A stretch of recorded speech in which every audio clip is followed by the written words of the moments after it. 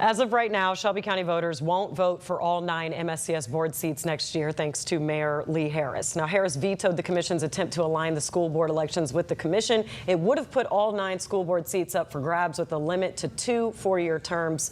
5 of those members would have potentially had their current terms cut short 2 years.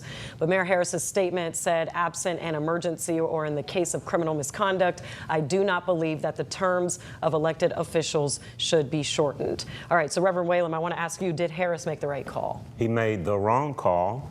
I can't think of more of an emergency than Shelby County public education. We are in a state of educational emergency. The county commission showed the fortitude to do what they did, to put all of these school board members on the same ballot. The public has proven that they don't appreciate the illegal termination of Dr. Fagans. I am embarrassed. I'm disappointed in Mayor Harris in doing what he did. Hopefully, we can get 8 of the county commissioners to vote to override that veto. It's possible, and I just hope that the sitting county commissioners, I hope that none of the majority will change their minds and reverse course, and I hope that we can get one more to vote to override the veto. And this is the other thing I was talking about earlier. Let's focus on improving educational outcomes. The schools are closing buildings, they are hemorrhaging maintenance dollars, and it's now time for the community, especially now when we're so distracted by the federal forces in town. Let's do what we can do. Let's improve educational outcomes. Let's call the Memphis Regional Chamber of Commerce to the table to do what they can do to work with the school board. I'm disappointed in Mayor Harris.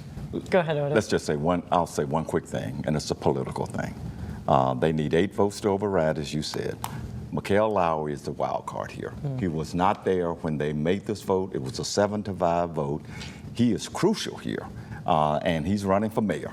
And so it is going to be critical how he decides on this, because he can't not be there the next time, and we'll see if it gets overridden or not. We'll keep that one short, and we'll have much more discussion on that in the weeks to come. But we're going to take a hard turn now, because a tense moment unraveled this week between an elected Shelby County leader and law enforcement. Take a listen.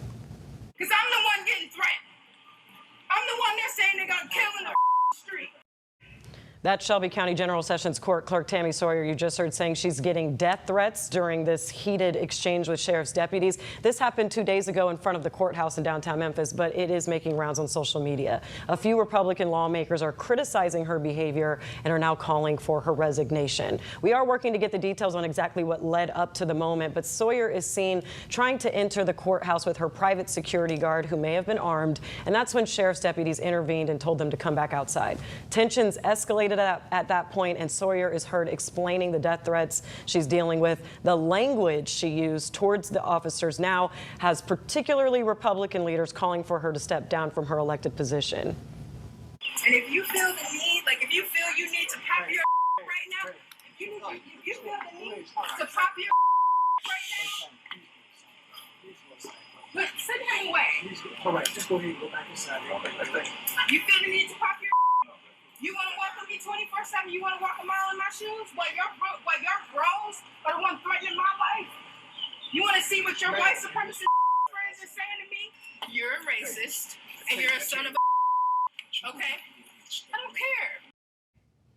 We are still working to find out exactly the details, but it's important to note that firearms are not allowed in the courthouse. That rule varies for on-duty law enforcement officers under strict approval, but that doesn't include private security. Sawyer did release statements on Facebook, as well as one that she sent out to media. Now, the one that she sent out to media said, I have been under immense stress advocating for Memphis in the face of a federal occupation, preparing my team for increased caseloads and budget cuts, and receiving credible death threats. The other one that was on Facebook, she wrote about the county mayor, the county attorney, the sheriff, excuse me, she had to notify them in order to get her security, and that she went through all the proper protocols to have that happen. We don't have a lot of time here, so I just want to open it up now. Otis, were her actions appropriate?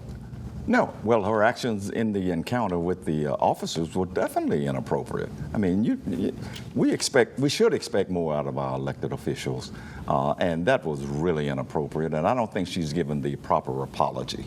But I will say, it's kind of rich for some of the Republicans to be calling for her resignation, especially Brent Taylor, who uses maybe not that level of language, but he has used some very vile language, both in person and on social media. And unless they're going to call for the resignation of the President of the United States, then they don't need to be calling for anybody's resignation. But again, it was inappropriate for Tammy. We have time for one comment each. Inappropriate language. Since I've known Tammy Sawyer in public life, her behavior has been marked by strange behavior.